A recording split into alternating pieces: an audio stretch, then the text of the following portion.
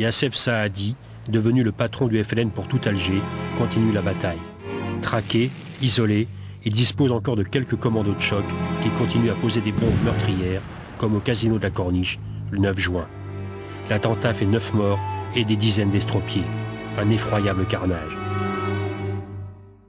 La traque de Youssef Saadi reprend. À la fin de septembre, le chef du FLN est arrêté. La bataille d'Alger est terminée, les paras ont gagné. Eh bien, je pense que nous avons été très efficaces, mais ça n'est pas le genre d'opération, le genre de mission que je referai avec plaisir.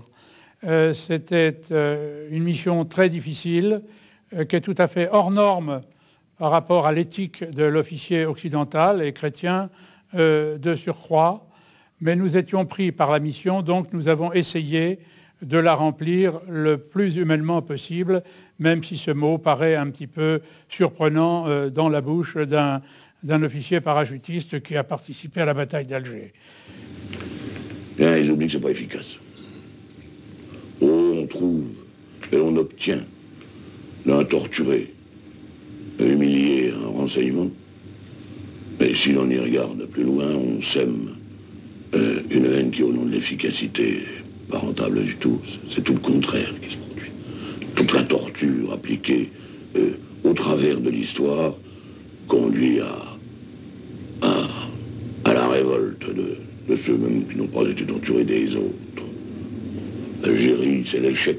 On gagne la bataille d'Alger, on perd l'Algérie parce qu'elle était déjà perdue. La torture ne fait que salir un peu plus l'image qu'ils auraient pu en garder. L'armée ne voulait pas être battue, quoi qu'il arrive. Alors le reste, ce n'est pas son problème. Puisque les politiques se démettaient de leurs fonctions, ben c'est l'armée qui les reprenait. À tel point d'ailleurs que l'armée, petit à petit, a conquis les uns après les autres tous les instruments du pouvoir, y compris judiciaire, ou à peu près, et que c'est devenu alors un véritable État dans l'État. La participation au défilé du 14 juillet d'unités de parachutistes que nous voyons ici s'embarquer à Alger a fait de la fête nationale un hommage aux combattants d'Algérie. Préludant aux cérémonies des Champs-Élysées, le président Bourges Monouri a remis dans la cour d'honneur des Invalides les insignes de grand officier de la Légion d'honneur au général Massu, chef des paras.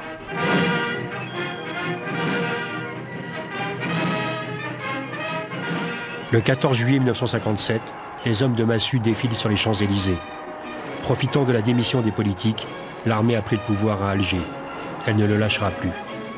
Ce sont les mêmes hommes qui, quelques mois plus tard, au moment du 13 mai, dicteront leur volonté à Paris. Avec l'appui de Massu et de Salan, De Gaulle revient au pouvoir. Les Français d'Algérie et les cadres de l'armée se félicitent. Le malentendu commence.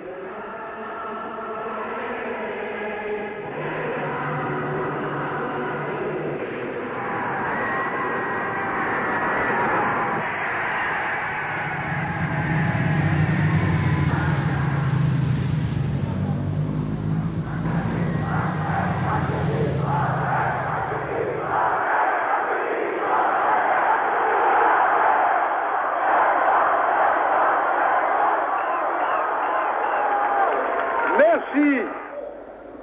Vive Mostaganem. Vive l'Algérie française. Vive la République. Vive la France.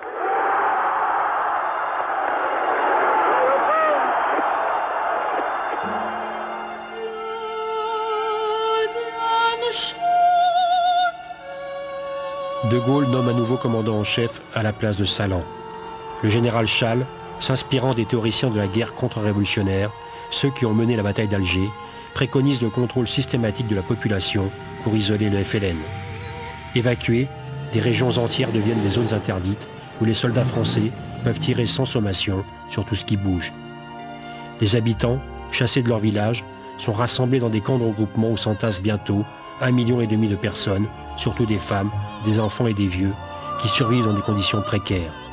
Les maladies, le manque de nourriture, entraînent une forte mortalité.